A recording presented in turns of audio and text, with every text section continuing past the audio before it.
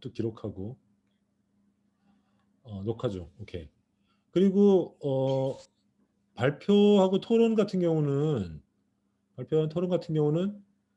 어떻게 하냐면은 발표팀 토론팀 각각 20분씩 하고 나머지 10분 동안 내가 피드백하는 걸로 이런 식으로. 그지? 그리고 물론 당연한 거겠지만은 이제 이런 공동 발표 준비를 하다 보면은 프리라이더들이 있어요. 프리라이더들이 있는데 사실은 세상 어디나 내 생각 그렇거든. 그런 일이 없으면 좋겠지만 세상 어디나 무임승차자들이 있어요. 무임승차가 있는데 사실은 그것을 어떻게 잘 적절하게 제어하는가가 이제 이런 조직 활동하는데 중요한 문제인데 아마 여러분 사이에도 있을 거야. 있는데 완전히 통제는 못하지만 어쨌든 발표팀, 토론팀이 모두 공동으로 하면 좋겠어. 프리라이더가 없게. 그러니까 잘 협의해서 소통하고 이런 게 좋겠고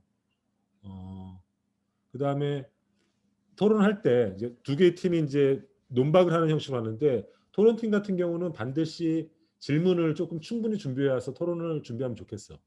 오케이? 뭐 우리 조교들은 한 사람당 1회 이상 반드시 토론을 질문을 던지도록 강제하면 좋겠다 했는데 나는 규칙이 많은 건 좋지 않은 것 같아. 그러니까 자발적으로 이렇게 했으면 좋겠어. 그죠? 그 다음에 또 팀 프로젝트라는 거를 사이버 캠퍼스에 쓸 수 있다라네. 그죠? 나는 안 써봤어. 안 써봤는데 그걸 사용해서 쓰면은 굉장히 일이 효율적으로 움직이나 봐. 그래서 그렇게 좀 활용해서 하면 좋겠다 이거지. 우리 조교들 건의사항인데 지영 씨 뭐 추가할 말 있어? 같이.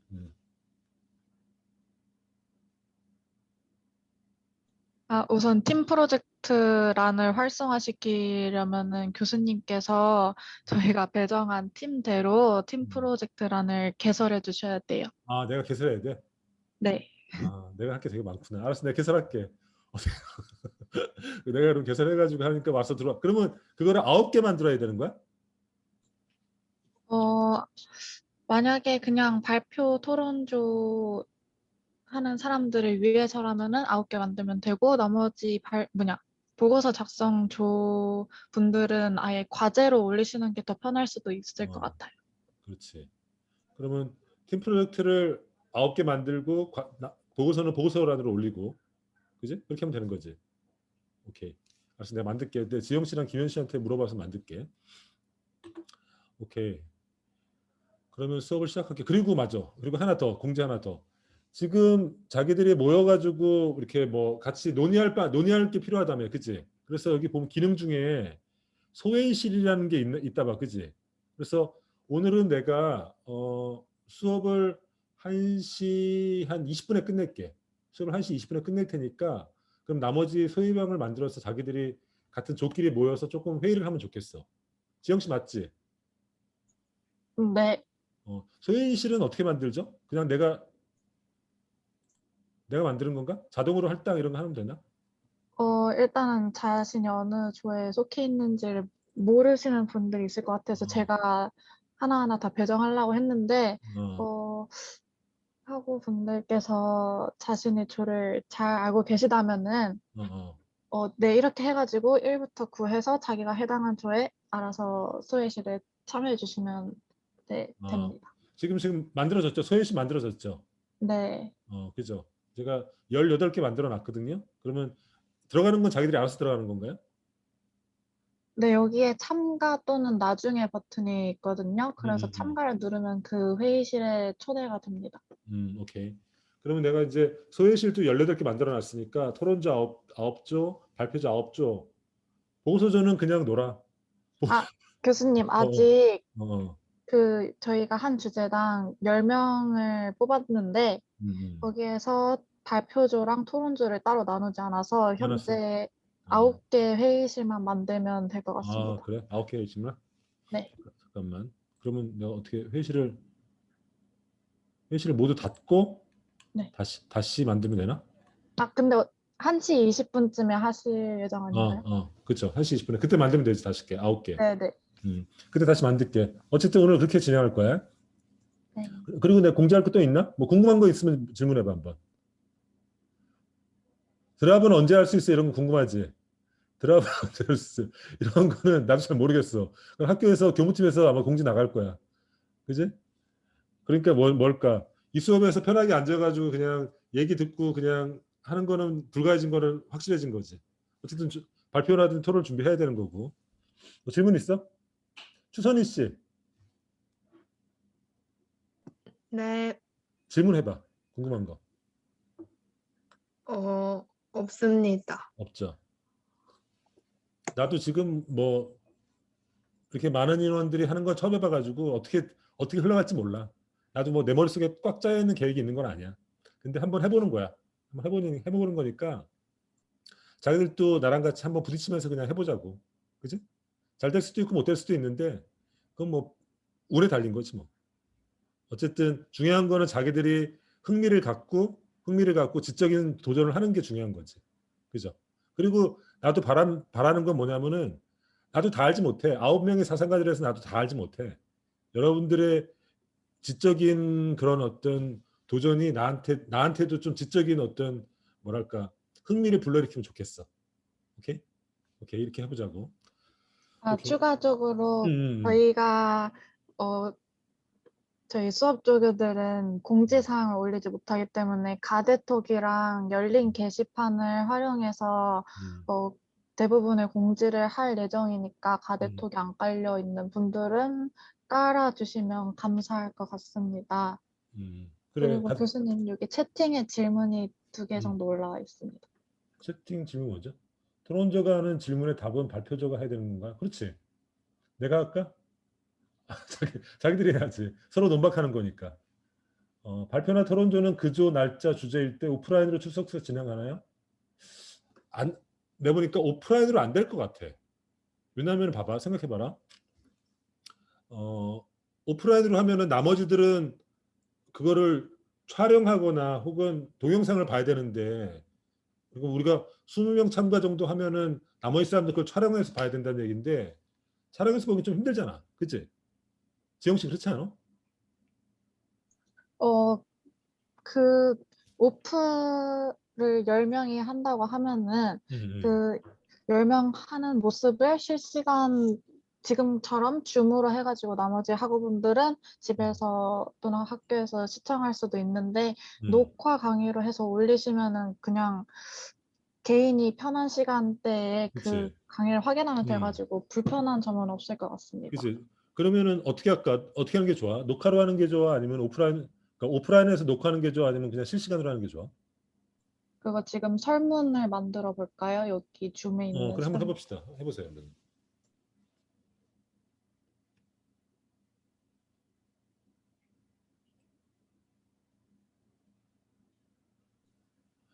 교수님께서 어. 만드셔야 될 것 같아요. 내가 만들어야 돼? 그러면 가만 있어봐.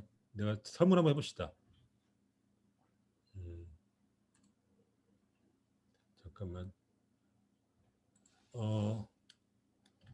어떤 식으로 발표하면 좋을까요? 첫 번째는 지금처럼 현행처럼 온라인으로 줌으로 실시간 하는 거. 두 번째는 발표 토론조는 오프로 그리고 나머지는 녹화해서 시청 이렇게 하는 거지. 저장하고 그러면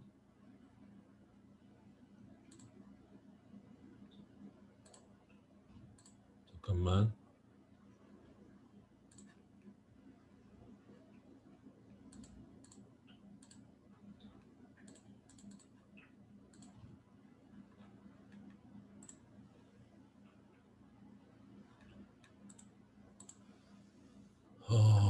해봅시다.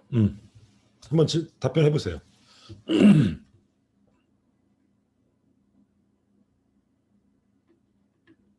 음,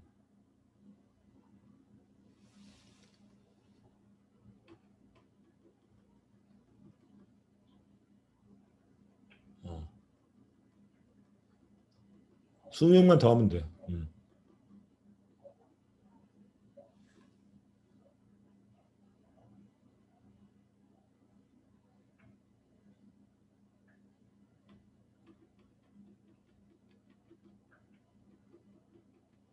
다섯 명 뭐야? 빨리 5명 더해. 4명. 나머지 4명. 오케이. 3명 나머지 3명 더해봐 한번. 오케이. 나머지 3명은 안 한 걸로 종료가 됐고 2명 안 한 걸로 종료하고 공유할게 내가. 보여? 설문결과 보여? 그러면은 발표 토론전은 오프라인으로 하고 자기들이 결정한 거니까 오프라인으로 하고 나머지는 녹화해서 동영상으로 올릴게. 그러면 자기들은 그거를 시청하는 걸로. 오케이? 시청하는 거는 시청하는 거를 작년에 해보니까 시청하는 거를 출석으로 체크하는 방식이 있더라고. 그러니까 그러면 4월 1일부터 그 플라톤존은 그 목요일 날 강의실로 와서 같이 나랑 토론조, 발표조, 나 이렇게 와가지고 같이 강의를 같이 하자. 그리고 나랑 같이 얼굴도 봐. 그래서 해서 그리고 내가 녹화할게. 녹화해서 올려줄게. 그럼 자기들은 그걸 시청하고 출석을 하고 목요일 날 출석을 하고 그 다음에 보고서 쓰는 조는 그 중에 4가지를 9개 발표 중에서 4개를 골라가지고 보고서 쓰는 걸로. 오케이? 오케이 그렇게 하는 걸로 다 우리 합의 본 거야. 우리 이 프로토콜에 다 합의 본 거야. 오케이? 이렇게 하는 걸로. 뭐가 되게 프로세스가 많다. 이게 세레모니가 수업 시작하기 전에. 오케이. 정다혜 씨. 정다혜 씨. 네. 이제 수업 시작할 거야. 수업 시작할 건데 지난주에 우리 수업을 뭐 했지? 무슨 내용을 했어?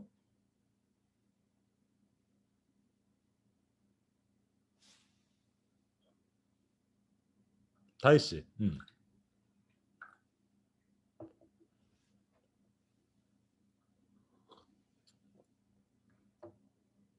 시민사회에 대해서 그렇지. 배웠어요.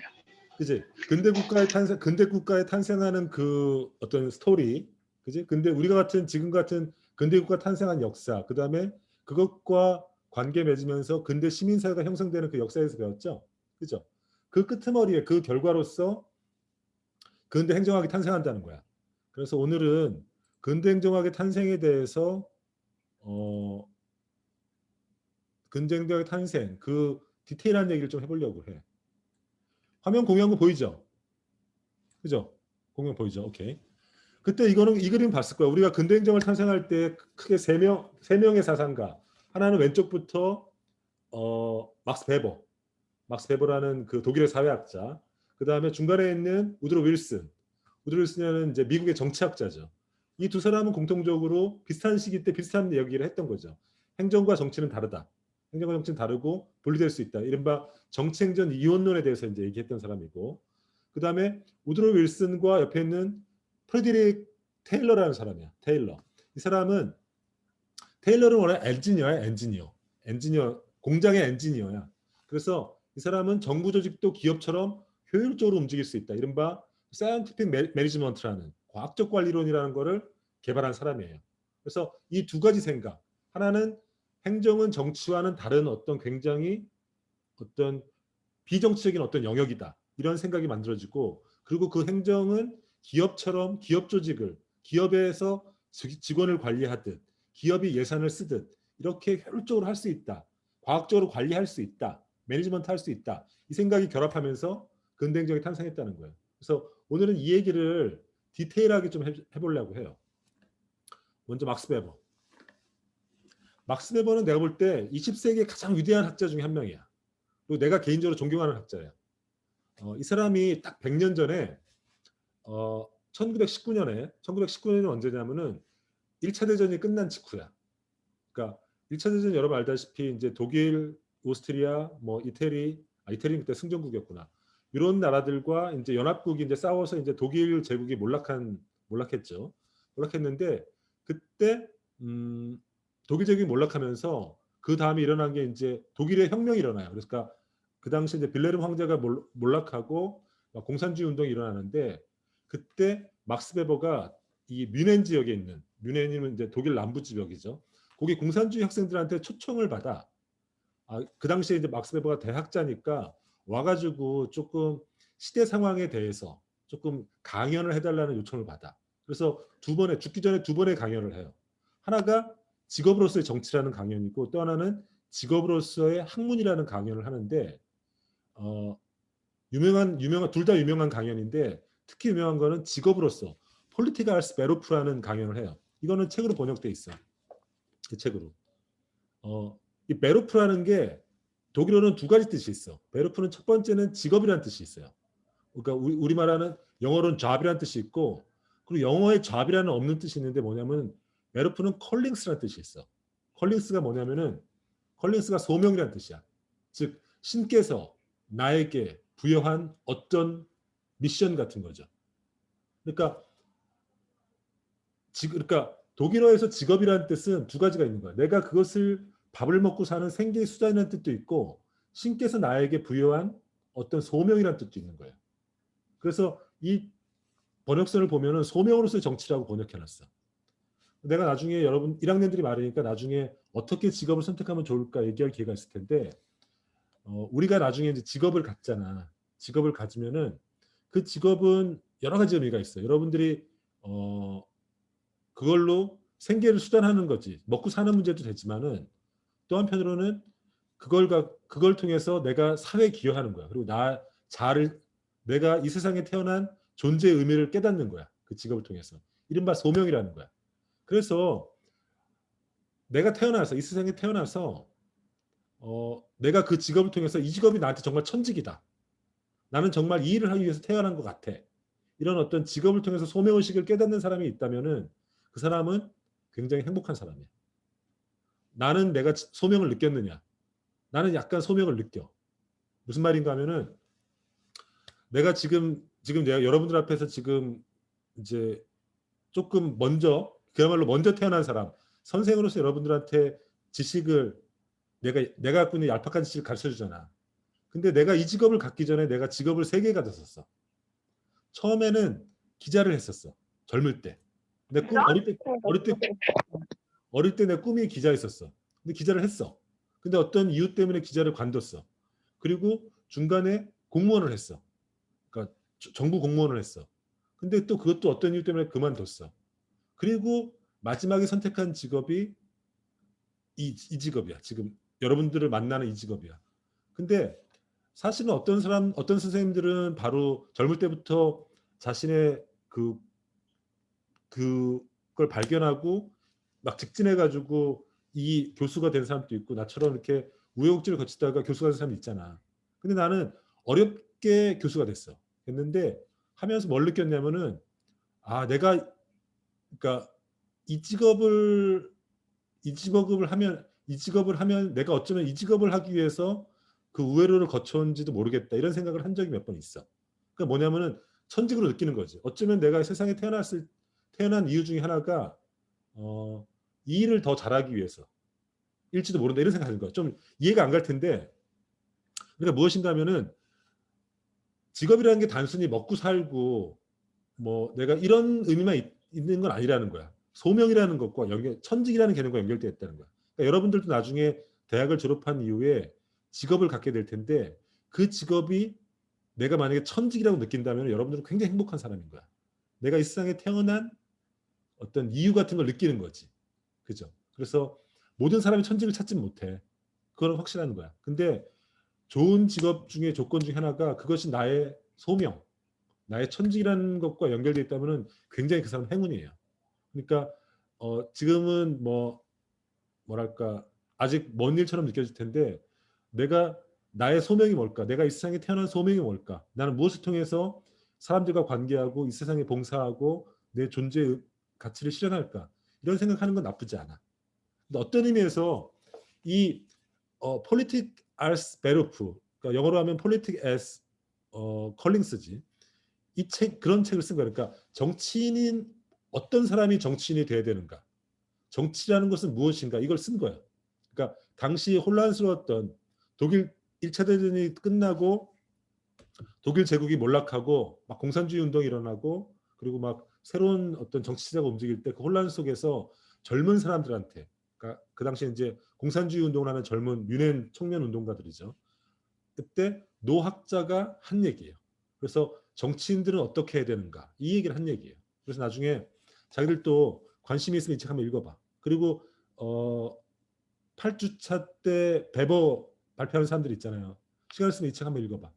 이 책 나는 개인적으로 이 책을 거의 나는 이 책을 여러분 나이 때 이 책을 처음 접했는데 거의 한 20번 넘게 읽었어. 그러니까 약간 마음이 흔들릴 때, 마음이 외롭고 힘들 때 이 책을 읽었어.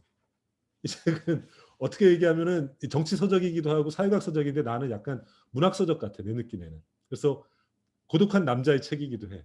조금 좀 이해 안 될 텐데 하여튼 내가 느낀 거는 세상이 아무리 혼란스럽고 복잡해도 인간이 가야 될 길이 있다. 이런 그게 정치인의 길이지. 그런 것처럼 느껴져서 나는 좀 마음이 흔들리고 외로울 때 간간히 읽었었어. 내 인생의 책이야. 자기들도 기회 있으면 한번 읽어봐. 이렇게 하면 자기들은 시큰둥하잖아. 근데 여러분들한테 이 책 읽게 하는 방법은 되게 간단하다. 뭔지 알아? 시험으로 내면 돼. 중간고사 때 이걸 보고서 내십시오 하면 여러분 다 읽더라고. 근데 그렇게 치사하게는 안 할게. 어쨌든 한번 읽어봐. 종혁 씨, 이종혁 씨. 네, 교수님. 직업이라는 게 천직 개념이 있다. 내가 직업을 통해서 나의 어떤 소명의식을 발견하면 굉장히 좋은 직업이다. 이런 얘기 내가 했잖아. 네, 네. 종혁 씨 내 얘기 좀 동의할 수 있어? 이제 4학년이니까. 네, 자기가 생각하는 그런 소명에 맞는 직업을 선택한다는 건 되게 축복받은 거라는 거에 상당히 공감합니다. 네. 그래 축복받은 저도 거야. 그래서 그런 직업을 가지고 싶고요. 네. 그러니까 종혁 씨는 그래서 지금 뭐 준비해? 취업 뭐 준비해? 철도 공기업 생각하고 있습니다. 그러니까 그게 이제 자기 천직이라고 느끼는 순간이 오면 행복한 순간이 되는 거죠. 그죠? 그래서 나중에 이제 중간고사 끝나고 좀 시간 있으면은 어떻게 직업을 선택하는 되면 좋은지 이런 얘기도 내가 할 기회가 있으면 좋겠어. 근데 다시 돌아오면은 이 책에서 두 가지를 얘기해. 그때 얘기했듯이 근대 두 가지 현상에 대해서 얘기하는데 하나는 이른바 대중 선거권이 확대되면서 이른바 저번에 내가 선거권이 처음에는 귀족들만 나중에는 돈 가진 자산 계급에 나중에는 일반 대중에게 선거권이 점점점 확대됐다고 했잖아. 그러면서 대중민주주의라는 게 생겨나. 지금 같은 대중민주주의. 그러니까 누구나 정치에 참가할 수 있는 그런 정치 체제가 만들어져. 그러면서 어떤 직업이 생기냐면은 직업을 전문으로 하는 직업 정치인이 생겨. 생각해봐라. 정치나 지금 같은 직업 정치인 봐봐. 국회의원이라든지 혹은 시의원, 도의원들 봐봐. 그 사람들은 정치를 직업으로 하는 사람들이거든. 근데 예전에는 정치를 직업으로 하는 사람이 있었을 리가 없잖아.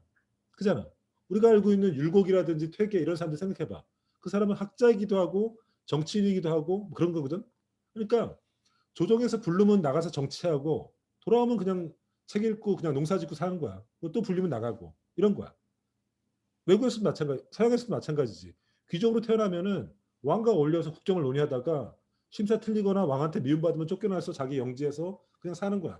직업 자체를 전문으로 하는 사람이 없었던 거죠.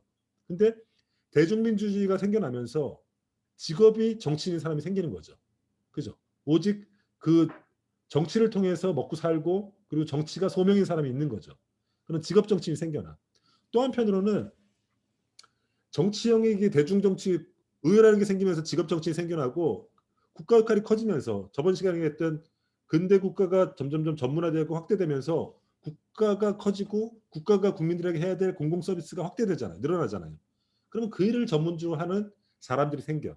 이게 바로 직업 공무원들이죠. 그죠? 직업 공무원들. 이른바 두 개의 전문 직종이 생기는 거야. 하나는 정치인들, 하나는 직업 공무원들이 생기는 거죠. 근데 재밌는 건 뭐냐면은 막스 베버가 두 개의 집단에 대해서 전혀 다른 직업 윤리에 대해서 얘기를 해. 첫 번째, 정치인들의 윤리는 뭐냐면은 열정, 책임감, 균형 감각이야. 그러니까 정치인들은 기본적으로 그 공동체가 나아가야 될 방향에 대해서 결정하는 자리에 있는 거야. 같이 판단을 하고 우리 공동체가 어디로 나가야 되는지 비전을 결정하고 갈등을 조정하고 이른바 가치 판단의 영역을 맡는 사람들이야. 그러니까 이 사람들에게는 열정과 책임감과 균형 감각이 필요한 거야. 그러니까 같이 판단을 하는 거지. 그러는데 공무원에게 전혀 다른 윤리가 요구돼. 공무원은 같이 판단 같은 걸 하면 안 돼. 공무원 막스 베버기야. 공무원은 판단하지 마. 그냥 시킨 대로 하라는 거야. 그 유명한 문구가 있어. 관료는 공무원이지. 분노도 편견도 없이 그의 직무를 수행해야 된다. 결정은 정치인이 해주는 거야. 그러면은 공무원은 정치인이 결정한 그 결정 사항을 묵묵하게 분노도 편견도 없이 직무를 수행하는 거야. 당파성, 투쟁, 열정, 분노, 편견 이런 인간이 갖고 있는 어떤 가치관, 감정적인 요소들은 정치인의 세계야. 공무원은 그런 게 없어. 냉정하게 정치인이 결정한 것을 묵묵하게 실천만 하는 거야. 실행만. 이런 표현도 있어. 이 책을 보면은 공무원은 상관인 정치인 혹은 고위관료가 결정한 사항이 비록 나의 생각과 다르더라도 일단은 반대했다가 자신 의견이 먹혀들지 않으면은 마치 자신의 신념이 있냐 그 일을 해야 된다는 표현도 있어. 그죠?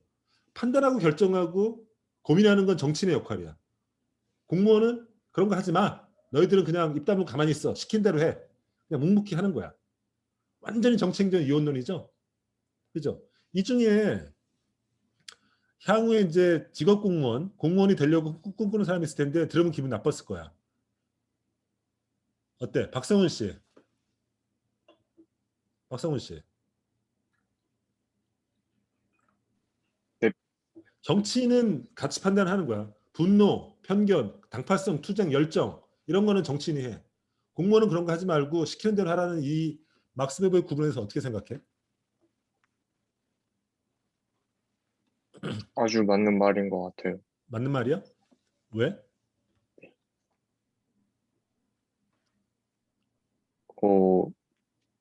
공무원은 그래야지 이제 나라의 일을 잘 할 수 있으니까. 진짜? 만약에 정치인이 잘못된 결정을 하면 어떻게 해?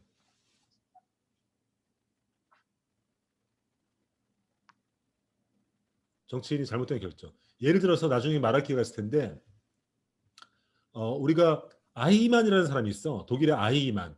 아이만 사람이 어떤 사람은 공무원이야. 공무원이라서 유태인 학살, 그러니까 동유럽에 있는 유태인들을 모으는 작업을 했어. 그 사람들을 모아서 열차에 실어가지고 폴란드의 아우슈비츠로 보내는 그 일을 했던 총책임자야. 그 사람이 나중에 전범재판사에 끌려가거든. 그때 했던 말이 바로 이 막스 베버 같은 얘기야. 나는 공무원이고 시킨 대로 했다. 따라서 나는 무죄다. 이렇게 얘기했어. 그 결정, 정치적 결정은 이른바 나치, 히틀러를 대표되는 그 나치가 했다는 거거든. 어떻게 생각해? 성훈 씨.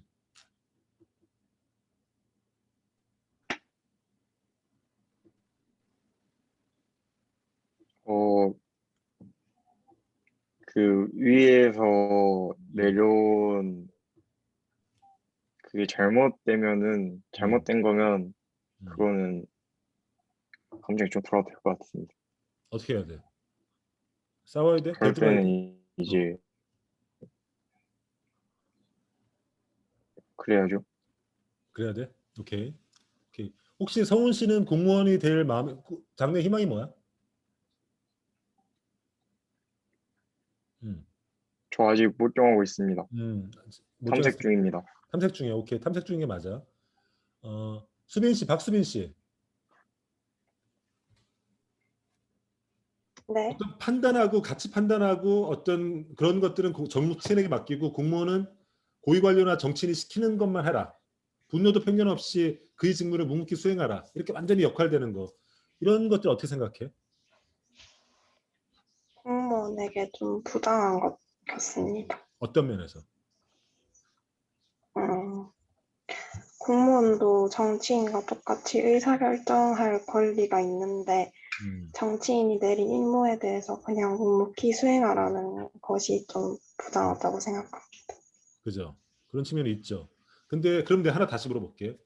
최근에 약간 정치적인 얘기인데 최근에 검찰총장이었던 윤석열 총장이 물러나면서 굉장히 정치적인 발언을 많이 했어.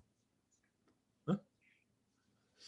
근데 이게 굉장히 사람들이 비평이 많아. 근데 윤석열 총장은 사실은 공무원이거든. 검찰총장은 공무원이거든. 근데 공무원이라는 자리에서 그것도 검찰 조직을 책임지는 공무원의 자리에서 그런 정치적 발언을 해도 돼? 수민 씨, 박수빈 씨, 네. 어떻게 생각해?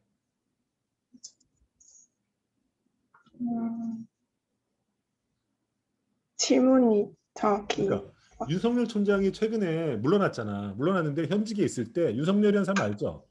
네. 그 사람이 물러났는데 현직에 있을 때 굉장히 정치적인 발언을 많이 했어. 정치적인 발언. 그러니까 현 정권에 굉장히 각을 세우면서 현 정권을 비판하기도 하고 굉장히 정치적인 수사를 많이 했다고 평가가 받아. 근데 윤석열은 공무원이야. 그냥 검사일 뿐이야. 검사는 그냥 공무원이야. 공무원이면은 막스 베버 얘기에 따르면은 그냥 정치적인 결정을 묵묵히 수행하는 이런 거에 되는데 굉장히 정치적인 판단을 많이 했거든. 그리고 정치적인 이른바 우리나라 검찰이 갖고 있는 선택적 수사를 많이 했단 말이야. 그러면 이게 올바른 처신이라는 거지. 공무원의 어떤 윤리적인 그거로서 어떻게 생각해? 음,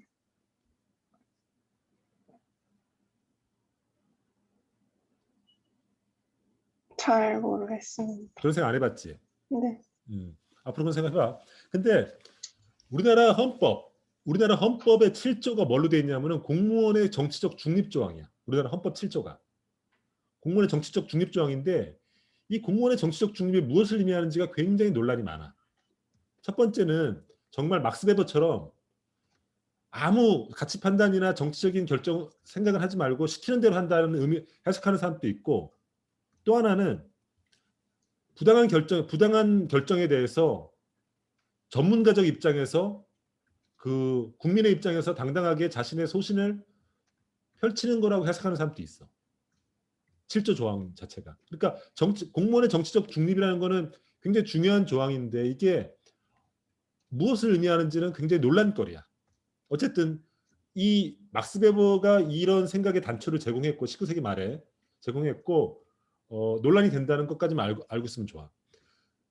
그래서 이제 이렇게만 하면 굉장히 혼란스러운데 내가 이제부터 할 얘기는 뭐냐면은 왜 막스 베버가 이런 얘기를 했는지 그 사회적 역사적 맥락에 대해서 얘기하려고 해. 왜 막스 베버는 이런 식의 결론에 도달했을까? 사람의 생각이라는 게 여러분 알다시피 세상의 생각이라는 게 항상 시대에 구속된다. 무슨 말인가 하면은 영원한 진리는 사실은 없어요, 세상에. 어떤 사람이 그런 결론에 도달하는 거는 자신이 몸담고 있는 그 시대의 반영일 수가 있어. 어떤 의미에서 우리는 모두 시대라는 어항 속에 있는 물고기일지도 몰라. 그잖아. 우리가 그 어항 속에 있기 때문에 우리의 생각이라는 것도 그 우리를 감싸고 있는 어항에 의해서 제한될 수도 몰라. 어항이 크고 사각형이라면 우리는 세상을 네모나게 인정하겠지만은 동그랗고 좁은 어항이었으면 세상이 그렇게 느껴질 것처럼 사상가들의 생각도 사실은 그런 면에서 굉장히 우리가 상대적으로 볼 필요가 있어. 그죠? 그러니까 어떤 위대한 사상가의 생각이라고 해서 그거를 100% 받아들일 필요는 전혀 없어. 자신의 관점에서 비판적으로 독해하는 게 항상 필요해요. 물론 쉽지 않지. 하지만은 그런 자세를 놓치면 안 되는데 막스 베버는 왜 이런 결론에 도달했을까? 판단하고 평가하고 가치 판단하는 일은 정치력에 맡기고 공무원은 왜 그런 것들을 못하게 하고 시키면 시킨 대로 하라고 생각했을까? 이거는 그 사람이 살았던 시대와 관련이 있어요. 이런 바 이거죠. 이 사람은 이제 막스 베버는 19세기 말 20세기 초반의 사람이에요. 이때가 언제냐면은 프로이센이 독일을 통일했을 때야. 그때도 얘기했지만은 프로이센이 독일 북부에 있던 베를린 지역에 있던 왕조인데 호이졸리엔이라는 왕조인데 이 왕조가 독일을 통일을 해요. 통일을 하면서 이른바 제2제국을 만들어요. 제1제국은 신성 로마 제국이고 제2제국이 독일 통일 독일이래요. 이 사람이 누구냐면은 빌레름 2세라는 사람이에요. 빌레름 2세. 빌레름 2세인데 독일 통일을 만든 사람은 이제 우리가 알고 있는 오토 비스마르크라는 사람이에요. 생각해 보세요. 유럽의 중부에 지금 현재 독일과 같은 강대국이 등장한 거야. 그러면 그 당시에 유럽의 세력권에서 굉장히 두렵지. 프랑스라든지 영국이라든지 러시아 이런 나라들이 중간에 강대국이 덜렁 등장하니까 굉장히 견제가 많이 들어왔을 거 아니야. 그래서 당시에 통일을 이끌었던 비스마르크라는 재상은 어떻게 했냐면은 그런 유럽의 강대국 사회에서 외교적으로 굉장히 균형을 잘 잡았어. 균형을 잘 잡아가지고 독일을 중심으로 견제하는 세력들 사이에서 균형을 잡으면서 이렇게 세력 균형을 잘 이뤄냈단 말이야. 근데 이 빌레름 1세가 물러나고 빌레름 2세 젊은 황제가 이제 황제로 즉위를 한 거야. 그러니까 오토 비스마르크랑 갈등이 일어나는 거죠. 그리고 비스마르크가 물러나면서 젊은 사람이니까 혈기방장하니까 식민지 전쟁에 적극적으로 나서. 왜냐면은 독일이 그 당시만 해도 19세기 말에 독일이라는 나라가 다른 강대국 프랑스나 영국이나 이런 나라들보다 통일이 늦게 됐기 때문에 식민지 전쟁에 늦게 뛰어들었어. 그러니까 식민지 전쟁에 적극적으로 뛰어드는 거야. 그리고 세력 팽창에 대한 그 혈기가 되게 많았었어요. 응? 그리고 이런 황제였는데, 그러니까 비스마르크처럼 굉장히 신중한 외교론자가 불만이었죠. 그래서 비스마르크랑 갈등하다가 재상이 물러나. 그리고 이 독일 비스마르크라는 나라는 어떤 특징이 있냐면은 옛날부터 군대라든지 관료 조직이 굉장히 강한 나라야. 그러니까 이제 그 힘으로 이제 이른바 독일을 통일한 거죠. 그리고 황제 주변에 이렇게 군인 출신 관료들이 몰려들어서 정치적 결정을 하는 거야. 여기 보면은 다 이른바 독일의 이렇게 뾰족한 걸 쓴 군인들이 이렇게 쭉 포진돼 있잖아. 이런 사람들이 다 군인들이야. 군인이면서 관료들이야. 그죠? 그러니까 이 굉장히 그러니까 제국주의적인 열망에 사로잡힌 젊은 황제 주변에 이런 군인 출신들의 관료들이 운집해서 나라 결정을 한 거야. 그죠? 그리고 그 당시에 의회라는 건 있었지만 의회는 지금 같은 의회가 아니라 굉장히 빈약한 의회야. 어떤 결정을 하게 되냐면은 당시 여러분 잘 알다시피 헝가리 오스트리아 제국이 이쪽 그리스 지역 발칸 지역의 민족주의 문제 때문에 갈등이 일어난단 말이야. 그래서 우리가 알고 있는 1919년에 사라예보에서 이 사라예보 슬라브 청년이 오스트리아 황태자를 총으로 암살하면서 일타제들이 발발을 해. 그때 요 관료 집단이 빌레름 1세랑 서로 쿵짝쿵짝하면서 어떤 결정을 하냐면은 오스트리아 헝가리 제국과 같이 한편이 돼서 전쟁에 참여하는 결정을 하는 거죠. 참전 결정을 내리는 거죠. 결과는 어떻게 돼? 결과는 오스트리아 헝가리 제국이 해체되고 독일 제국도 해체되는 결정이 일어나는 거죠. 그죠? 이런 상황에서 베버가 독일 제국이 왜 패망했을까를 본 거죠. 왜 패망했을까? 황제 주변에 있는 책임지지 않은 관료 집단들이 황제를 둘러싸가지고 무책임하게 전쟁으로 독일 제국을 끌고 간 거야. 그리고 그 결정을 견제해야 될 의회는 아무 역할을 못하고 있는 거야. 그 당시에 의회는 굉장히 힘이 약했거든요. 그러니까 베버가 봤을 때는 지금 그리고 독일 제국이 몰락하고 막 혁명이 막 일어난단 말이야. 독일 혁명이 막 일어나고 막 그렇게 등장한 게 우리가 알고 있는 바이마르 공화국이라는 거예요. 1920년에 바이마르 공화국이 등장하는 거죠. 이 정치적 혼란기에 막스 베버라는 대학자가 왜 우리 독일 제국이 통일한 지 20년도 안 돼가지고 이런 혼란에 직면해서 제국이 몰락했을까? 이걸 본 거예요. 그리고 이 사람이 생각한 거야. 황제 주변에 황제를 둘러싼 이 책임지지 않는 관료 집단들, 이들이 황제를 꼬드겨서 전쟁으로 독일 제국을 몰고 나갔고 결국 패망을 갖고 왔다는 거야. 그리고 이들을 견제해야 될 의회, 정치인들이 제 역할을 못했다는 거야. 이게 막스 베버의 진단이야. 그래서 막스 베버의 대안은 뭐냐면은 의회를 중심으로 강력한 정치 리더가 등장해서 책임지는 정치를 하는 거야. 그리고 관료들, 이 나라를 망쳤던 이 관료들은 그런 결정 같은 거, 전쟁 같은 중요한 결정 같은 거 못하게 하고 그냥 의회에서 정치인들이 결정한 것들을 묵묵히 집행하는 역할을 하도록 역할을 구분하지 않고 결정하는 거죠. 그죠? 그러니까 막스 베버가 얘기하는 그 정치행전 이원론, 결정은 정치인이 하고 의회의 정치인이 하고 공무원은 그 결정을 묵묵히 따른다는 것은 이런 독일적인 상황과 관련이 있어요. 그죠? 이 맥락을 이해해야지 막스 베버가 왜 이렇게 극단적인 얘기를 했는지 이해할 수 있는 거죠. 그죠? 그리고 재밌는 얘기 하나 해줄게요. 지금 영국의 왕조가 무슨 왕조야? 영국 엘리자베스 2세 여왕이 왕조가 윈저 왕조죠. 윈저. 그죠? 이 윈저가 원래는 하노버 왕조야. 하노버가 어디냐면은 독일이야, 독일. 그러니까 독일이 통일되기 전에 독일의 서쪽에 있던 조그만 왕조가 하노버 왕조야. 이 하노버 왕조가 건너간 게 지금 영국 왕실이에요. 그래서 1차 대전이 일어날 때 이 빌레름 2세랑 지금 엘리자베스 여왕의 할아버지 조지 4세가 사촌지간이야.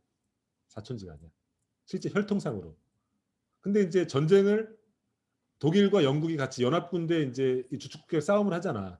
근데 이상하잖아. 영국 국민이 봤을 때 굉장히 이상하잖아. 같은 독일 왕족끼리 서로 싸움을 하는 꼴이잖아. 그러니까 당시 영국인들이 이상하게 본 거야. 우리 왕실이 사실은 독일 사람들인데 이런 생각을 한 거야. 그리고 우리 왕은 사실은 지금 빌레름 왕이랑 사촌지간인데 이러니까 조금 까리하잖아. 그래가지고 영국 왕실이 조금 독일 왕조랑 그 혈통이 있는 것들이 국민들이 약간 의심쩍어 하니까 그때 이름을 윈저로 바꾼 거야. 윈저가 뭐냐면은 영국 런던에 있는 조그만 성 이름이야. 그러니까 실제로 왕실들이 사는. 그래서 윈저로 바꾼 거야. 그래서 지금 엘리자베스 2세 여왕 그 혈통, 지금 윌리엄이랑 조지까지 있는 그 혈통이 사실은 거슬러 올라가면은 독일의 뿌리가 있고, 그리고 이 빌레름 2세랑 사촌지간 이 뿌리가 있는 거죠. 근데 이 왕조는 몰락했지. 1차 대전 이후로 몰락하고 지금은 이제 독일 어디서 처박혀 살고 있어. 지금 평민으로 살고 있고 영국은 왕실이 있는 거죠. 그러니까 유럽은 사실 이렇게 왕족끼리 다 연결돼 있어. 이런 식으로. 어쨌든 그렇다는 거죠. 그래서 이런 맥락에서 막스 베버의 정치행전 이혼론이 나온 거죠. 그리고 아까 또 얘기한, 그리고 이제 두 번째 맥락, 위드로 윌슨은 사실은 내가 저번에 얘기했죠. 위드로 윌슨은 이제 이 사람은 프린스턴 대학의 정치학 교수고, 그 다음에 나중에 프린스턴 대학의 총장이 됐다가 미국의 이제 대통령까지 되는 사람이에요. 이 사람도 이제 1887년에 The Study of Administration, 행정의 연구라는 책을 써가지고 행정과 정치는 분리돼야 된다. 분리돼야 되고, 그 유명한 Like Business, 행정은 비즈니스처럼 효율적으로 관리할 수 있다, 이런 주장을 했는데, 이 사람은 정치행정 이혼론의 관점에서 막스 베버랑 전혀 다른 맥락을 갖고 있어요. 주장은 똑같아. 정치와 행정을 분리한다는 정치행정 이혼론인데 역사적 맥락은 완전히 달라. 그 얘기를 이제 하려고 해요. 어떤 일이 있었냐면은 미국에 1881년에 가필드라는 대통령이 있었어요.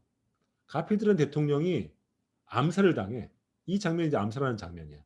그러니까 미국의 대통령, 암살당한 대통령이 지금까지 한 3명, 4명인가 있을 거야 아마.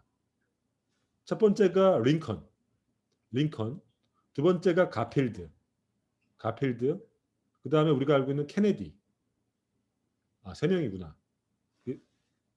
한 명 더 있는 것 같아요. 정확히 링컨, 가필드, 케네디. 하여튼 3명인가 4명이야. 하여튼 3명은 확실해. 근데 가필드도 암살당했어. 근데 가필드가 왜 암살당한 이유가 중요해. 미국은 이 당시만 하더라도 저번에 내가 얘기했던 엽관제라는 전통이 있었어. 이 얘기를 조금 할 필요가 있어요. 미국 역사를 할 필요가 있는데, 미국이라는 나라가 우리가 이제 영국으로부터 독립을 해가지고 이제 등장한 나라라고 얘기했잖아. 18세기 말에 등장한 나라라고 했잖아. 그때 미국이라는 나라도 그때 내가 이제 동부를 중심으로 나라가 연방공화국을 만들면서 이제 동부 엘리트들이 성장했다고 얘기했잖아. 그러면서 1829년에 이 앤드루 잭슨이라는 대통령이 된다고 얘기했잖아요. 그죠? 이 잭슨 대통령은 오하이오주의 전쟁 영웅이야. 인디언과의 전쟁 통해서 영웅이 된 사람이야. 그러면서 이 사람은 동부의 엘리트들이 자꾸만 미국이라는 신생 독립 민주주의 국가를 엘리트들이 지배하는 국가를 만들면서 굉장히 반발이 많았단 말이야. 그래서 연방 정부가 주로 아이비리그 출신들로 자꾸만 채워지는 것에 반발이 많았어.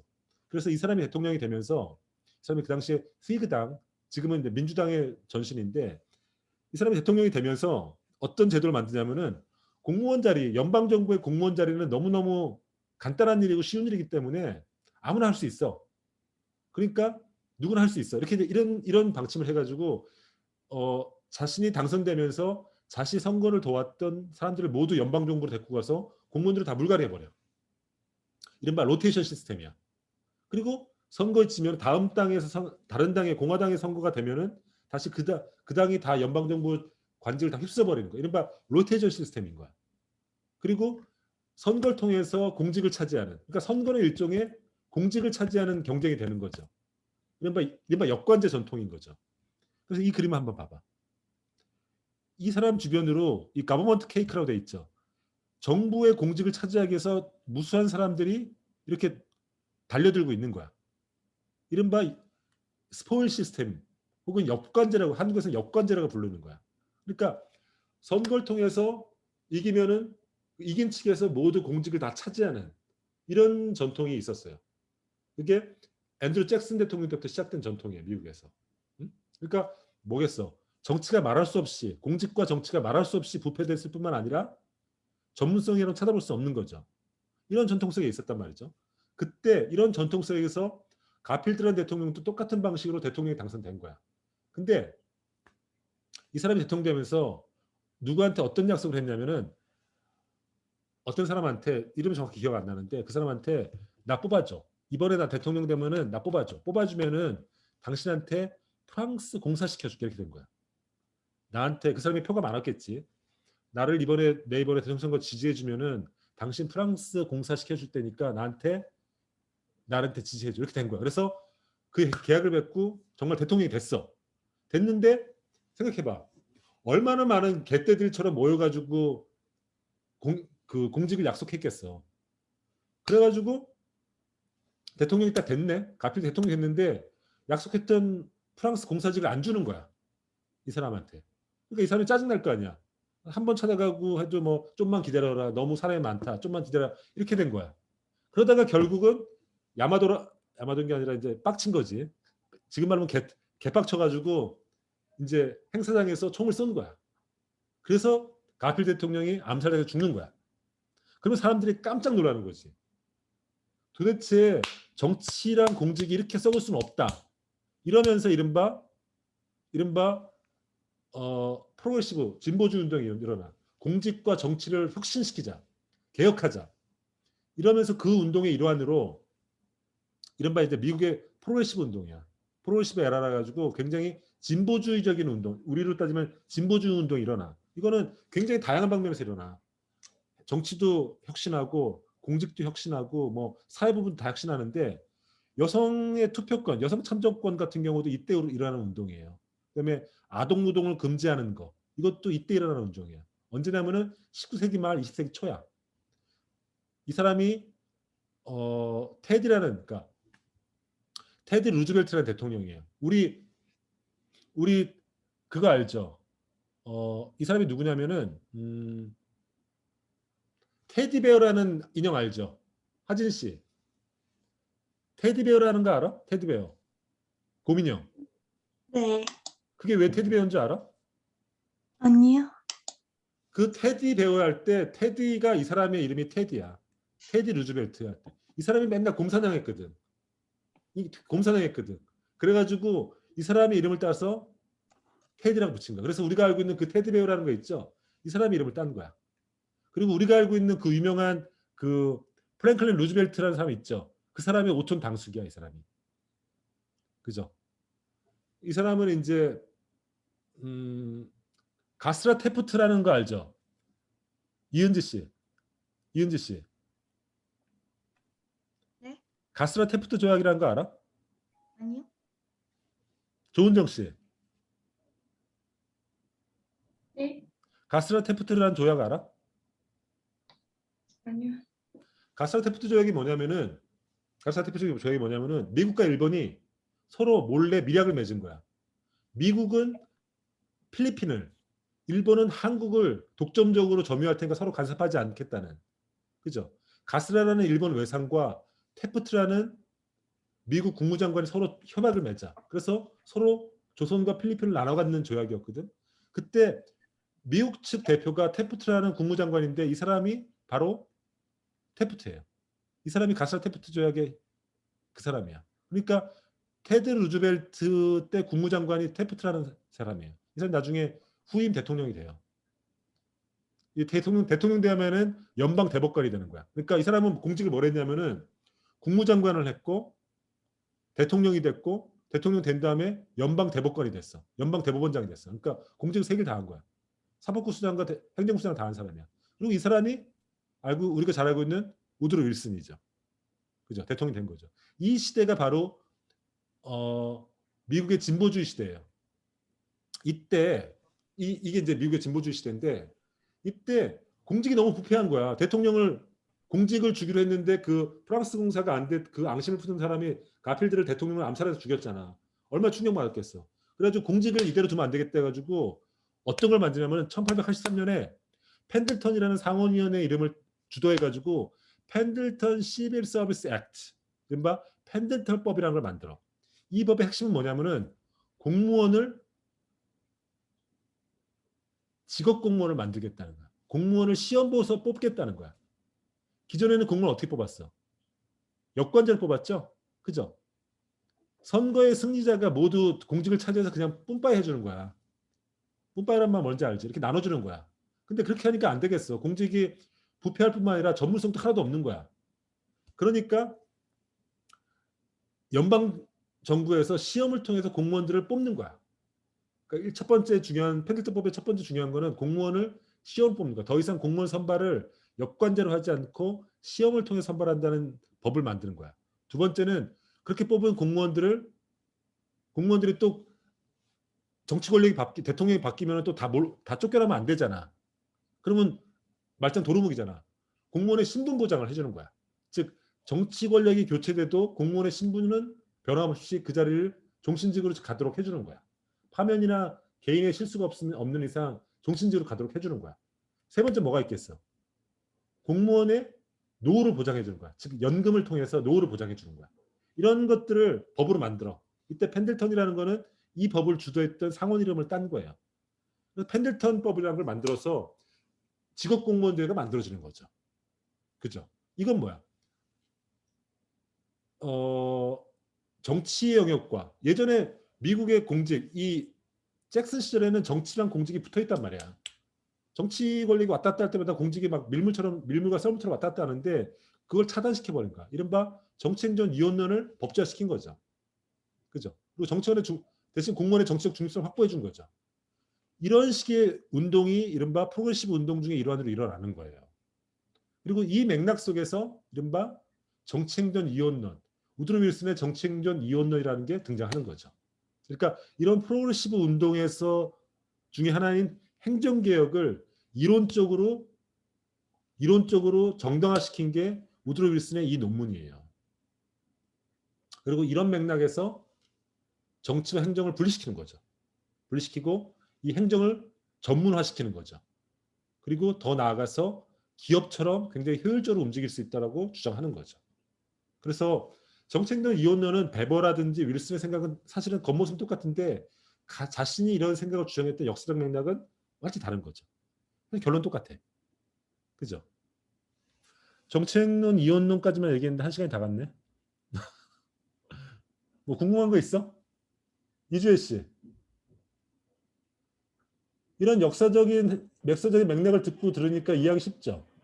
네. 그죠? 이런 역사적인 맥락은 아무데나 잘 안 해줘. 나도 오랜 역사책을 읽고 애들한테 이렇게 얘기해주면은 훨씬 재밌겠다 이렇게 생각해서 내가 계속 이야기를 수집하는 거야. 오케이? 그러면은 잠깐 10분 정도 쉬었다가 다시 하시죠. 1시 10분에 다시 만나죠. 1시 10분에. 오케이?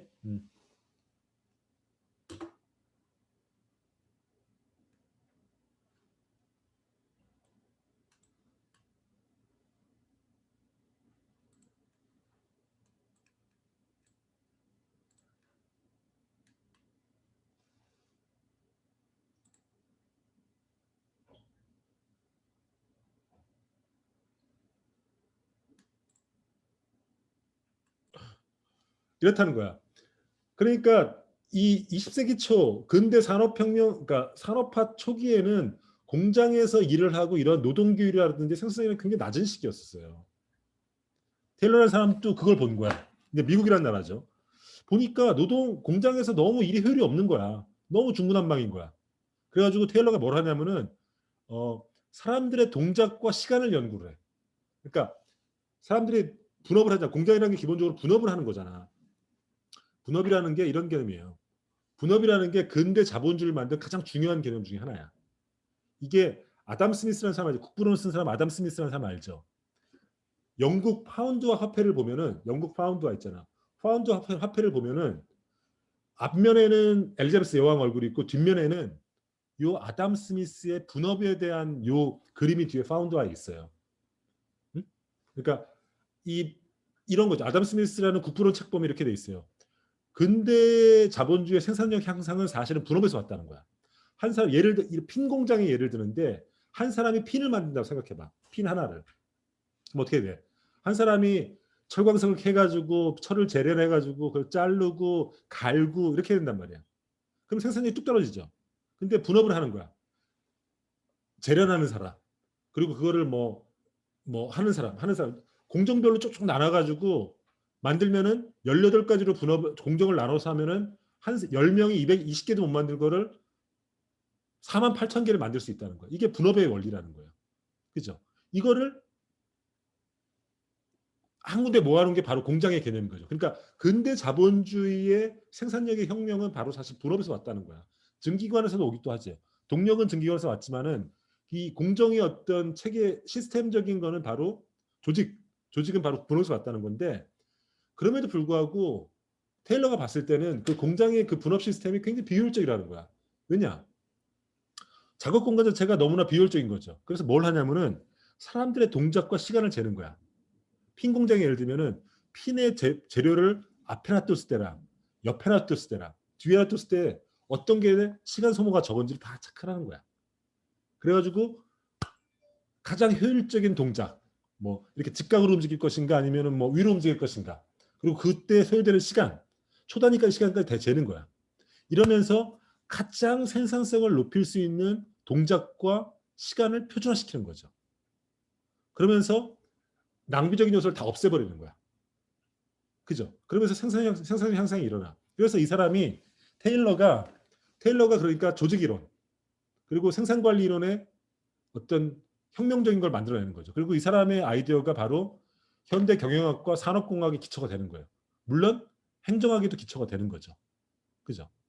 그러니까 결국 아이디어는 뭡니까? 인간의 노동을 가장 효율적으로 만들 수 있는 조직 원리가 있다는 아이디어예요. 그죠? 그래서 핵심은 이거죠. 테일러의 과학적 관리 핵심은 심플리피케이션. 사람의 행동을 가장 단순화시켜. 두 번째, 스탠다이즈. 사람들의 동작을 표준화시키는 거야. 세 번째는 스페셜라이제이션. 그 사람의 일을 한 사람이 그 일만 전문적으로 하니까 그 일이 굉장히 전문성이 높아지는 거죠. 눈 감고도 하는 거. 우리가 보면은 SBS 가끔 보면은 생활의 달인들 나오잖아. 생활의 달인들이 뭐야? 그 일만 20년 동안 하니까 막 눈 감고도 막 착착착 하고 막 세차도 쫙 하고 막 만두 빚는 아줌마는 막 눈 감고도 막 만두 똑같이 만들고 막 이런 거 하잖아.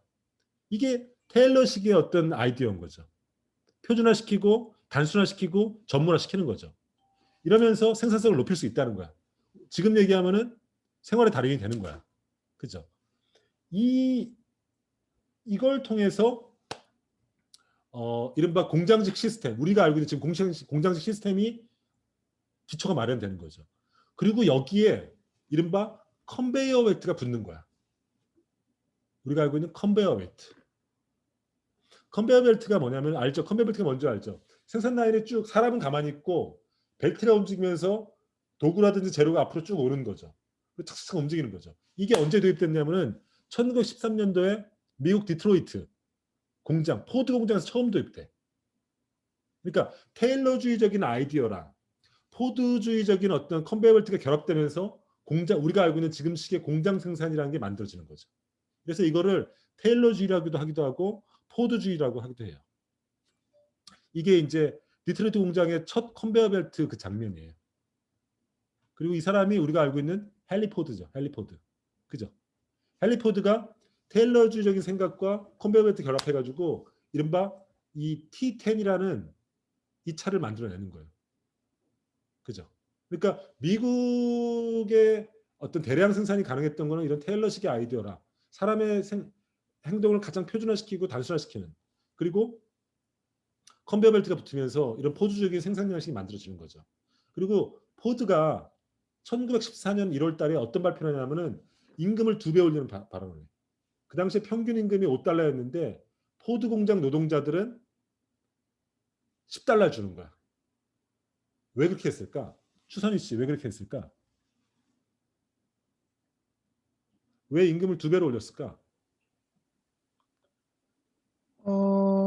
잘 모르겠습니다.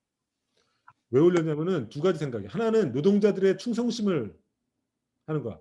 그렇잖아. 돈 많이 주면은 열심히 일하잖아. 두 번째는 자동차를 살 수 있는 유효 수요를 창출하려고 하는 거지. 그렇잖아.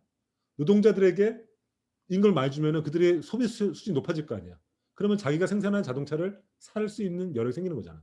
그러면서 이른바 미국식의 대량 생산과 대량 소비 사회가 만들어지는 거야. 이게 미국식 포드주의야, 이게.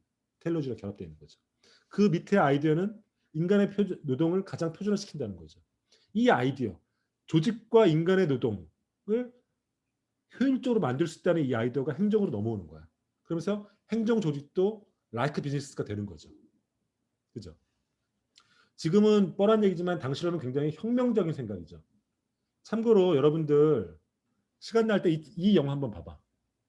이 영화 본 사람 있어? 포드 페라리. 이게 작년에 개봉했는데 이 사람 이 사람 이름 뭐지? 이 사람 그 본 아이덴티티 나오는 사람.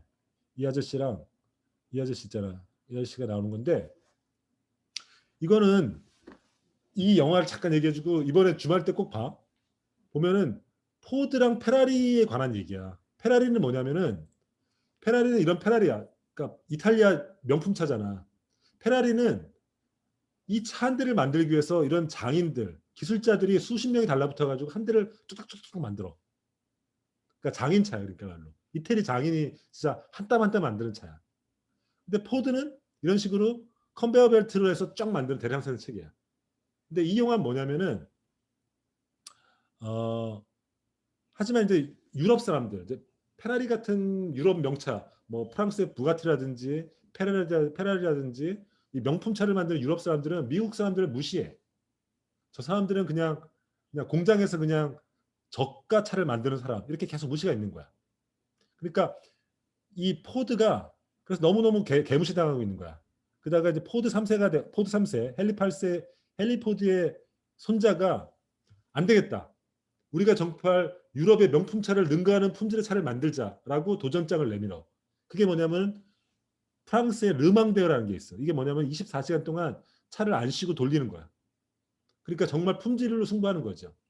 근데 맨날 이 대회는 페라리가 우승해. 페라리가 명품차니까. 그러니까 페라리는 지금도 명품차지만은 일부 정말 명품 고가로 만들어서 명품 일부 귀족들에게만 파는 차인 거죠.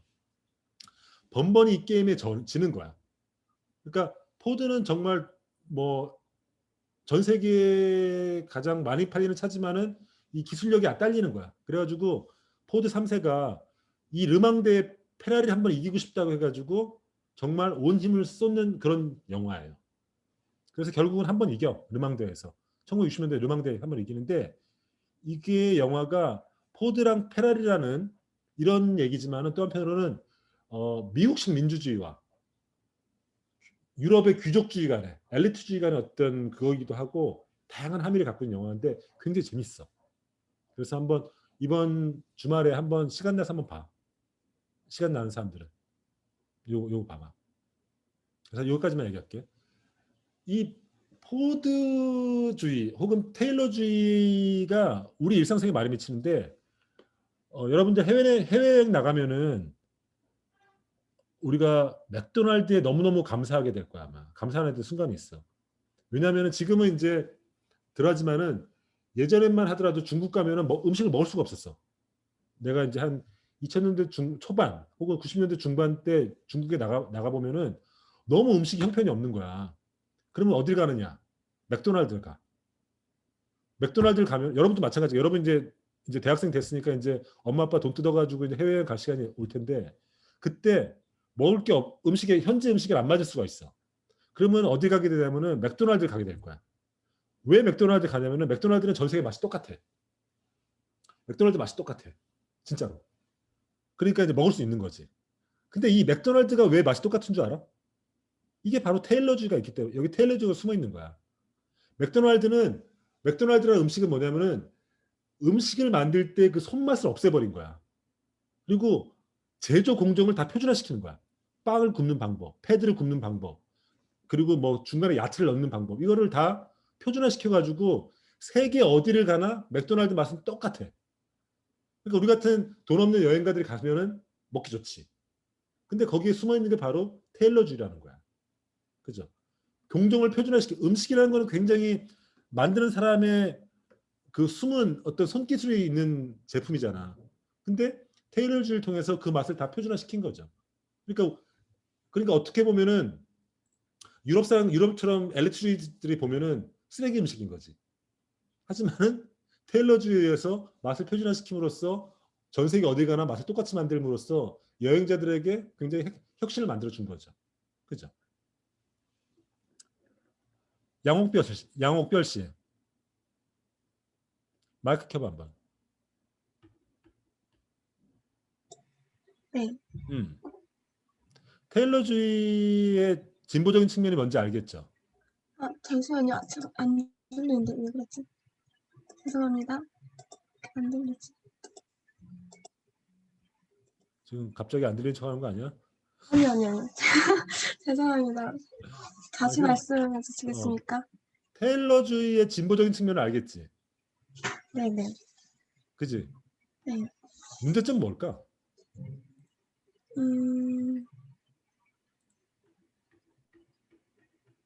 진보적인 측면에서 문제점이요? 진보적인 측면은 뭔지 알겠지? 네. 문제점은 뭐가 있을까? 아, 잘 모르겠습니다. 신규환 씨. 네.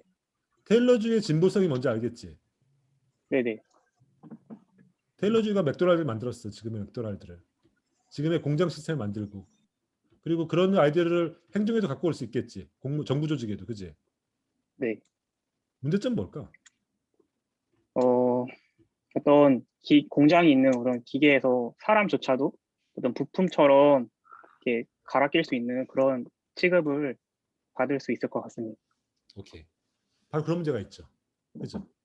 다 맥도날드는 사실은 맥도날드 생각해봐.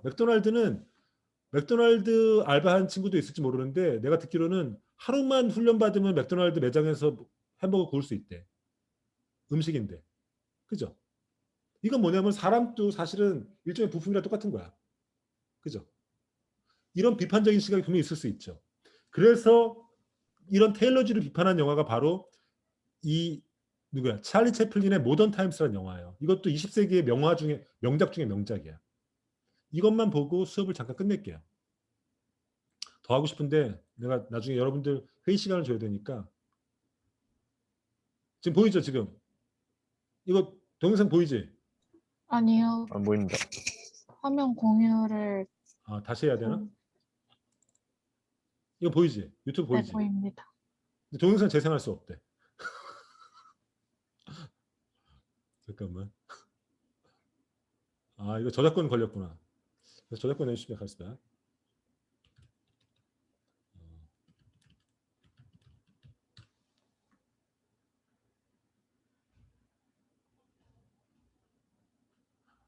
모던 타임즈 명장면이 있는데 모던 타임즈 이런 나중에 있으니까 다 영화로 봐봐. 영화로 보면 모던 타임즈 있는데 유명한 장면이 있어.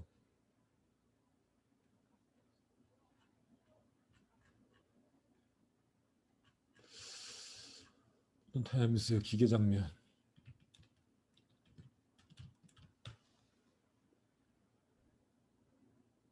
이거 한번 볼까?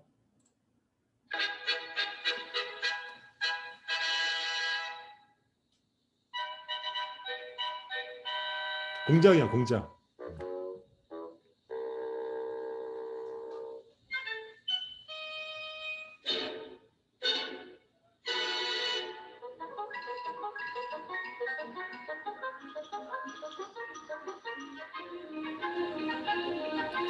이건 뭐냐면 노동자들이 식사하는데 식사 시간을 아끼고 싶은 거야. 효율적으로 만들고 싶은 거야. 그러니까 테일러적인 생각을 해서 어떻게 하면은 식사 시간을 줄이면서 효율적으로 밥을 먹게 하고 빨리 일 시킬까 이러면서 기계를 만든 거야 지금 사장이.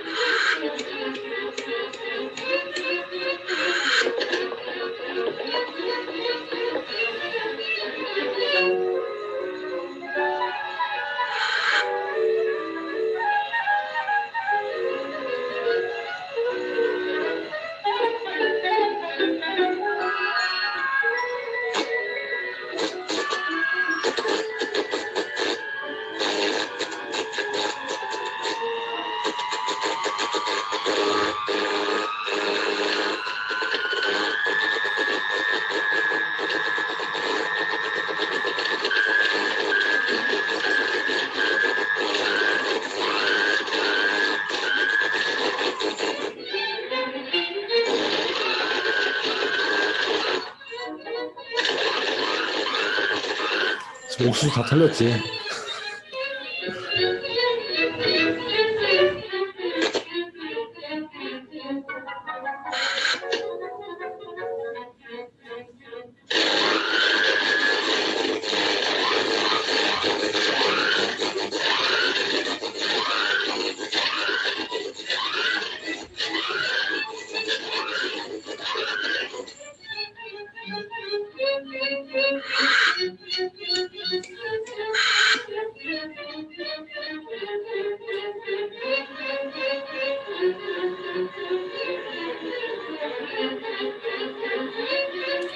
뭐 이런 영화야.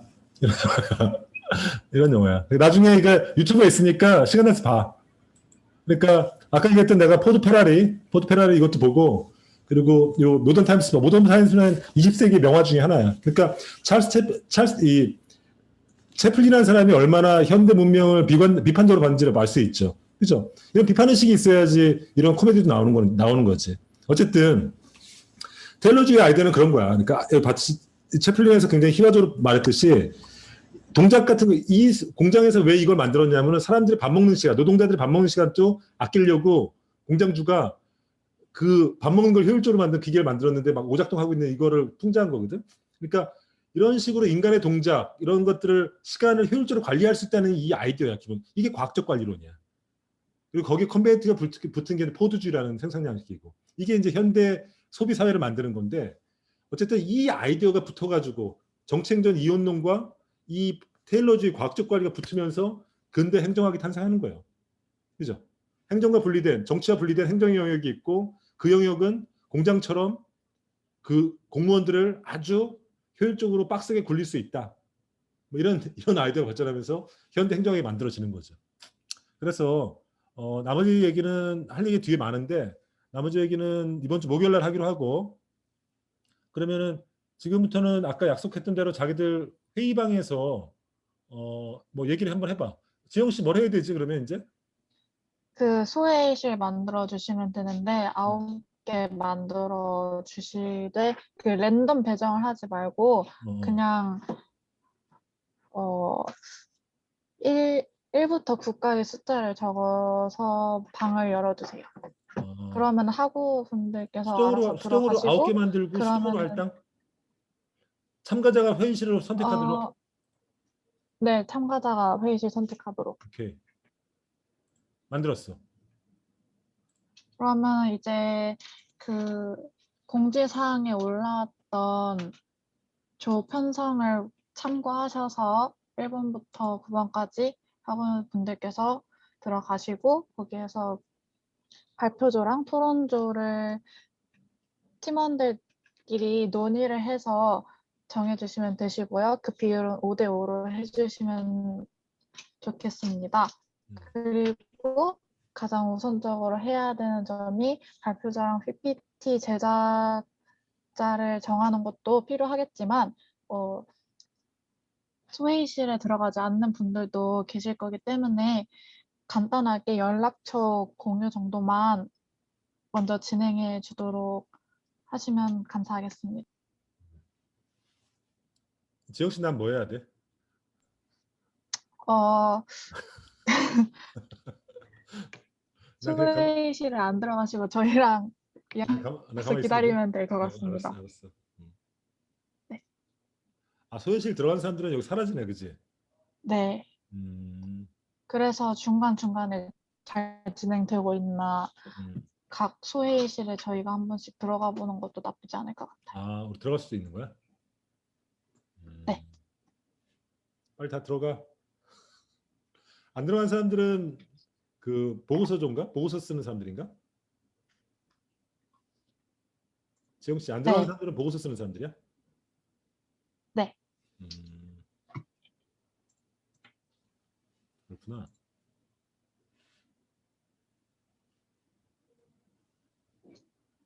저기 나요? 죄송한데 교수님, 네 교수님, 저 죄송한데요. 그 회의실이 저한테 안 떠가지고 못 들어가고 있거든요. 어디가 안 떠서? 그 소회의실이 안 떠가지고 저 아, 진짜? 들어가는 그 창이 안 떠가지고 저는 못 들어가고 있어요. 그래? 네. 나도 모르겠는데. 그 소회의실 참가 버튼을 누르면은 회의실 1, 2, 3, 4, 5, 6 이런 식으로 뜰 거예요. 그러면은 그 발표 조 위에 보면 주제당 날짜가 적혀 있는데 그 날짜 순서대로 1, 2, 3, 4, 5, 6, 7, 8, 9라고 생각하면 되고요. 그러면은 해당하는 거 옆에 참가 버튼을 누르면 들어갈 수 있습니다. 감사합니다. 죄송한데 회의실 입장 알림이 안 떠서요. 지금 못 들어가고 있습니다. 그 소회의실을 교수님이 직접 한 분 한 분당 배정해 주시지 않고 직접 들어가는 것이기 때문에 소회의실 들어가기 버튼을 눌러서 뜨는 회의실에서 자신에게 맞는 거를 직접 눌러서 들어가시면 됩니다. 그러니까 그 버튼이 안 떠서 저 지금 못 들어가는 거거든요. 버튼이 어디 있나요? 지금 핸드폰으로 하고 계신가요? 아니요, 노트북으로 누가 하고 알았지? 있어요. 진짜 문 좀 닫아. 시끄러워가지고 봐. 좀 닫자. 그 하단 부분에 더보기 또는 소회의실 참가 버튼 없나요? 지영 씨, 네, 나도 안 떴어요. 지영 씨도 공유할 수 있도록 해놨어. 화면 공유할 수 있도록.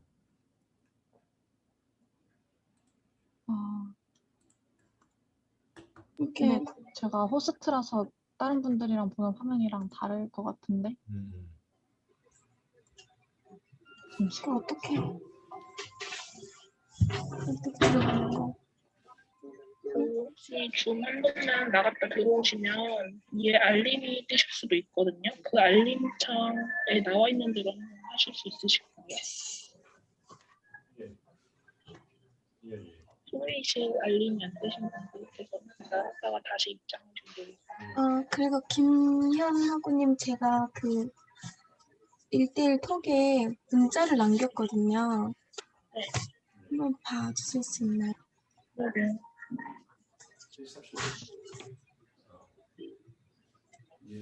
혹시 보고서 팀은 나가도 되는 건가요?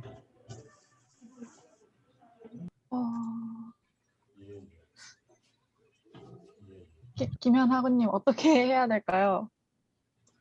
네, 저는 할 게 없을 것 같아서 나가셔도 되지 않을까 싶습니다. 교수님께서 전하실 말씀 없으시면 나가고.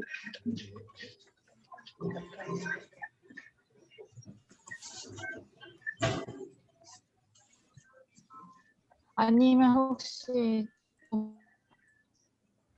보고서 작성 조에 해당되시는 분들이 건의사항 같은 거 혹시 있으실까요? 다 말해 다.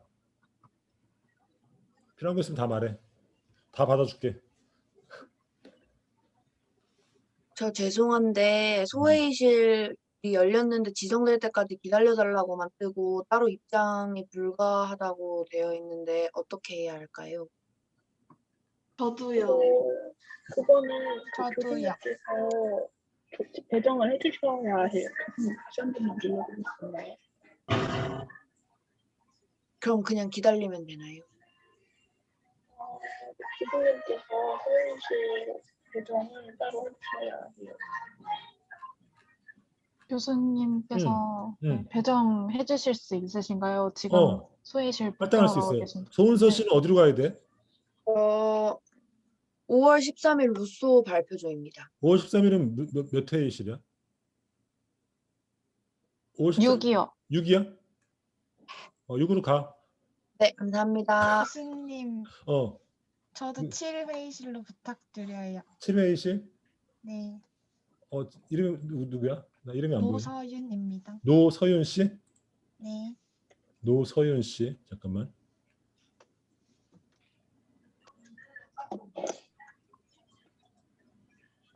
노서윤 씨. 7회의실. 네. 7. 교수님, 7로 가라. 또 누구? 교수님, 저 8회의실이요. 누구 이름이 뭔데? 김정은이요. 김정은 씨? 네. 예, 재밌다 이거. 8회의실? 네. 8로 가라. 교수님, 어. 저 이다현 소회의실 9번입니다. 이다현 씨?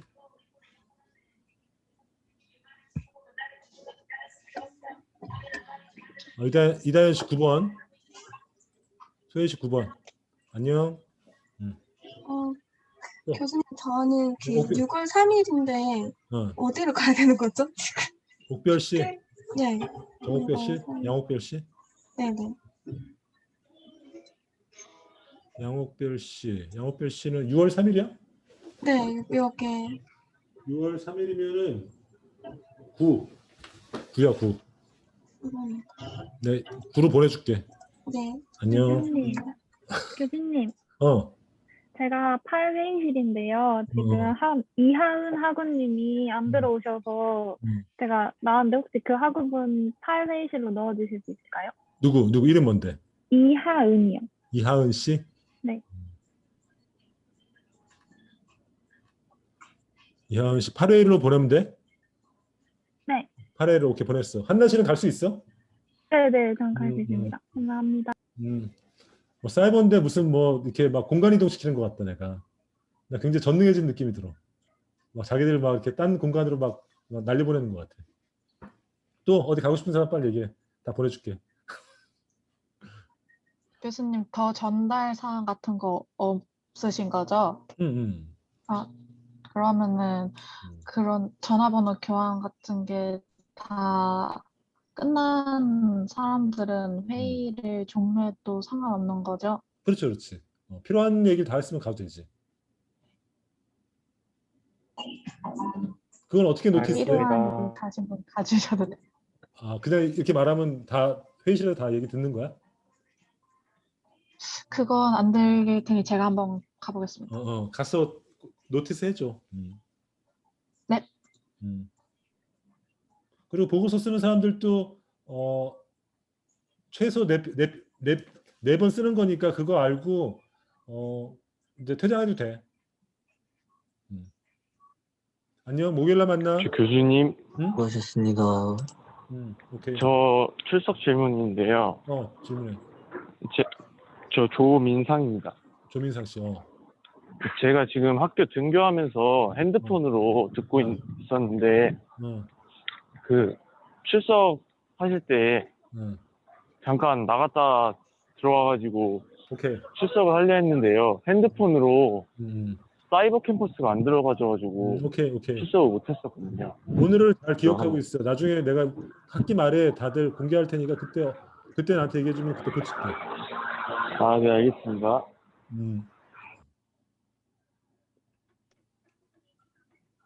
교수님, 그러면 보고서는 몇 요일에 제출하면 되나요? 몇 월일? 그러니까 토론 발표 요약이면 그 다음 날? 이렇게 그걸 듣고선 써야 되는 거니까. 수업 전에 제출해줘. 수업 수업 있는 날, 수업 있는 날, 전에요? 수업 있는 날, 그러니까 수업 있는 날 그러니까 화요일까지 그 다음 주 화요일까지 내가 그 거기 과제란에다 열어놓을 테니까 거기다 제출해줘. 아, 다음 주요? 아, 음. 네. 알겠습니다. 그리고 메대율이 뭐냐? 아, 네. 너무 급해가지고. 오케이. 또 궁금한 거 있으면 물어봐. 발표자들. 발표자들은 너무 경쟁이 치열해서 못 들어간 거야? 인성 씨. 네. 아, 치열해서 못 들어간 거야? 들어가고 싶었는데 치열해서 못 들어간 거야?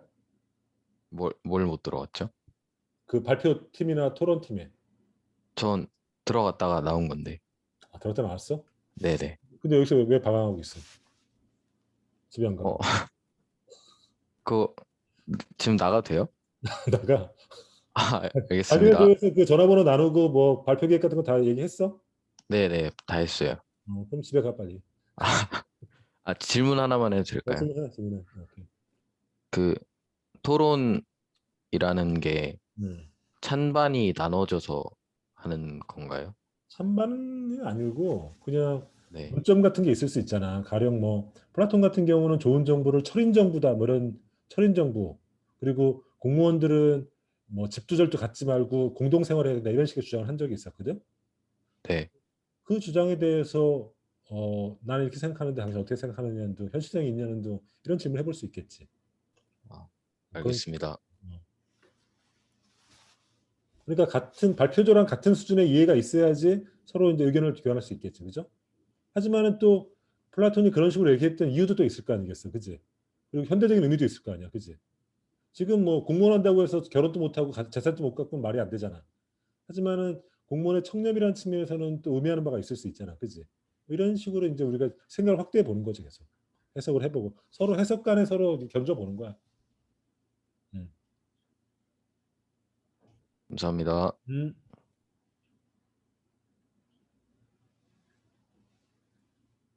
지영 씨. 네? 만약에 내가 이거를 종료하면은 소외실도 다 꺼지는 거야, 저절로? 네. 아, 그럼 끄면 안 되는구나. 그래서 지금 아직 6주 거의 다 나가고 있고 지금 9회실에만 말씀드리면 될 것 같습니다. 제가 이야기하고 오겠습니다.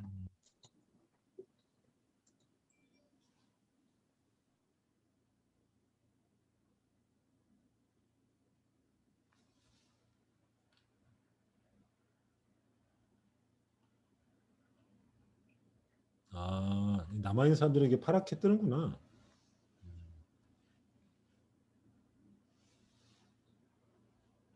설유빈 씨. 유빈 씨는 보고서 쓰기로 했어? 아니요, 저 페이퍼 발표예요. 아, 발표야? 발표 토론. 네. 회의는 잘 했어? 아, 네네. 단톡방 만들었어요. 잠시만 만들어서 회의 끝났어? 아, 네네. 끝났어요. 끝났어? 근데 왜 집에 안 가? 네, 저 기숙사 살아요. 아니, 왜 여기 남아있냐고. 아, 나가도 돼요? 나가도 되지. 회의 끝나고 다 자기 볼일 다 본 사람들은 나가고 목요일날 다시 만나. 아, 알겠어요. 목요일에 봬요. 교수님 뭐 질문 드려도 될까요? 질문해. 사람들 더 나가고 말씀드려도 될까요? 왜? 비밀 얘기야? 찾아뵙고 싶어가지고. 왜 찾아오는데? 대화 나누고 싶은 부분이 있어서. 그래? 찾아뵙고 싶어. 찾아와. 언제 가면 될까요? 언제? 네네.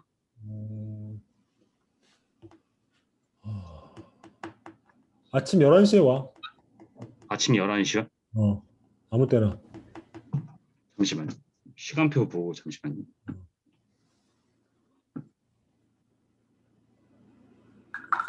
내일 말씀이신 건가요? 내일 아침 11시. 내일 아침 11시. 알겠습니다. 내일. 에브리데이. 예, 알겠습니다. 근데 왜 오려고? 뭐 물어보려고?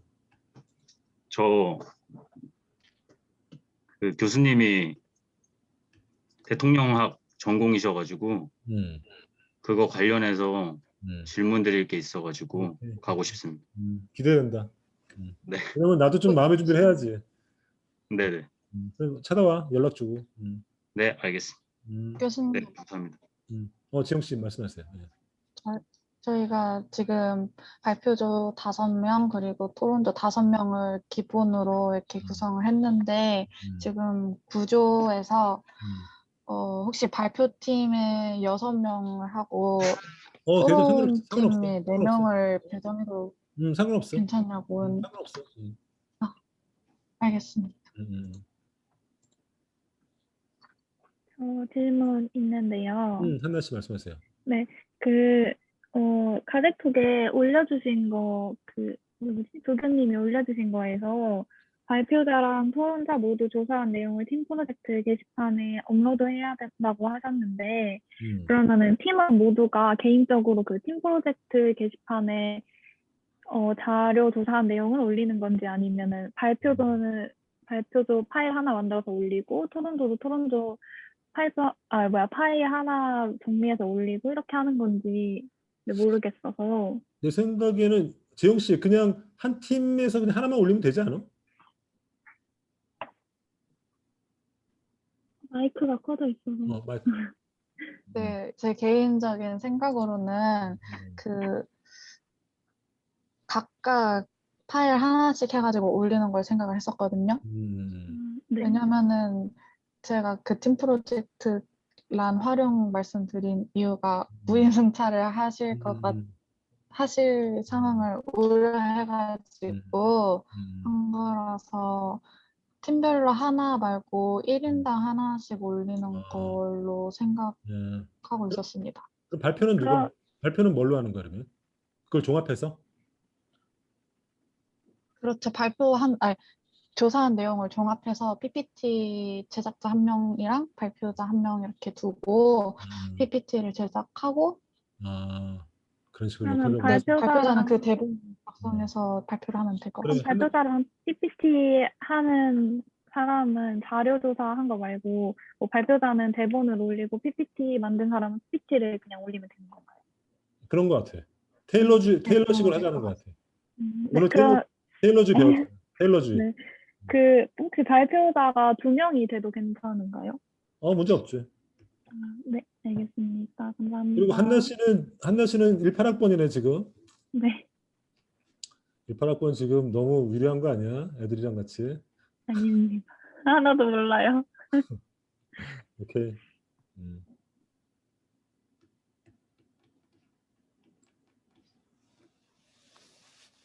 지영 씨 고생했어. 나도 이렇게 하려고 하는데 확실히 내가 지영 씨보다는 확실히 옛날 사람 같다.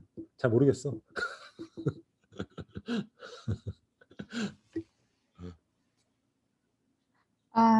저희가 막 수시로 가데톡을 통해서 질문이 오거든요.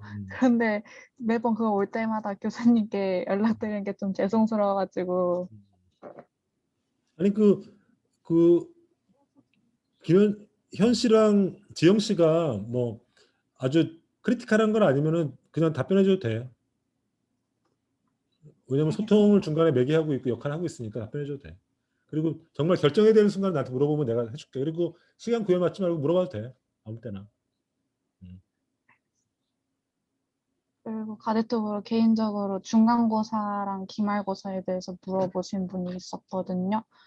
저번 수업 시간에 교수님께서 뭐 대체 과제 얘기를 꺼내셨는지 잘 모르겠지만 혹시 그래서 중간고사랑 기말고사 대체 과제로 이루어질 수도 있는지 물어보신 분이 있었어요. 대체 과제가 아니라 내 수업은 다 집에서 시험 보는 거야. 그냥 집에서 시험 보는 아무튼 시험을 보는 거죠? 테이크홈이에요. 테이크홈. 네. 집에 가서 책 보고 베끼고도 상관없어. 하여튼 생각해서 답을 써오는 거야. 오픈북인 건가요? 오픈북. 집에서 오픈북이지 뭐. 집에서 뭐 책 안 볼 이유가 있어? 인터넷에서 봐도 돼.